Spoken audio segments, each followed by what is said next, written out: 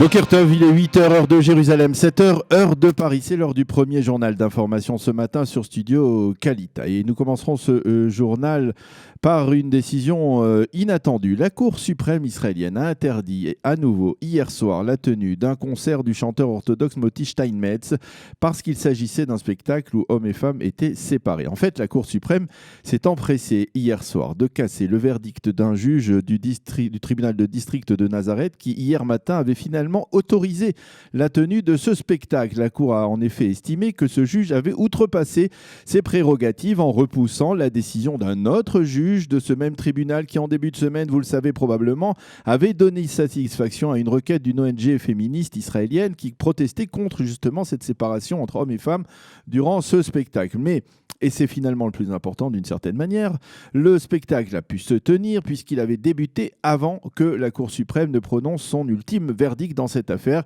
Une affaire qui fait, il faut bien l'avouer, très polémique en Israël depuis maintenant près d'une semaine. Hier soir, en ouverture de ce concert, et donc avant qu'il n'apprenne la décision de la Cour suprême, le président du parti Chasse et ministre de l'Intérieur, Aryeh Deri, est monté à la tribune et il s'est félicité de la tenue du spectacle. Le bon sens l'a emporté, a-t-il déclaré. Ceux qui ont tenté de nous imposer leurs convictions ont échoué.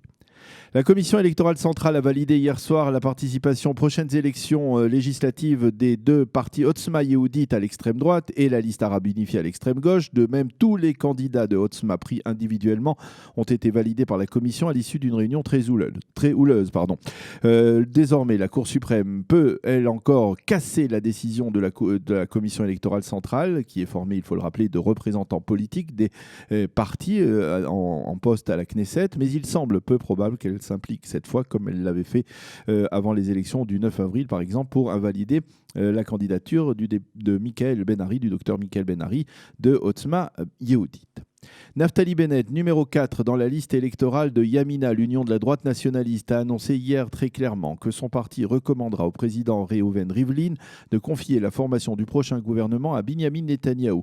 Il a voulu ainsi faire taire les rumeurs sur une intention d'Ayelet Shaked, la tête de liste de Yamina, de ne pas recommander Binyamin Netanyahou au président Rivlin. Et puis un développement plutôt étonnant dans la campagne électorale. Yigal Amir, l'assassin du Premier ministre Yitzhak Rabin, qui purge une peine de réclusion à perpétuité non réductible, a tenté, à partir de sa cellule, au cours des derniers jours et par téléphone, de monter un parti politique qui aurait pour objectif principal de le faire libérer de prison. Amir a téléphoné à un militant connu de la droite israélienne, connu en particulier dans les réseaux sociaux, et il lui a fait une proposition en ce sens, mais celui-ci l'a immédiatement repoussé. À la suite de cette démarche, Amir a été sanctionné par l'administration pénitentiaire qui lui a interdit toute conversation téléphonique. Amir a voulu ensuite protester en entamant une grève de la faim, mais il s'est vite rétracté.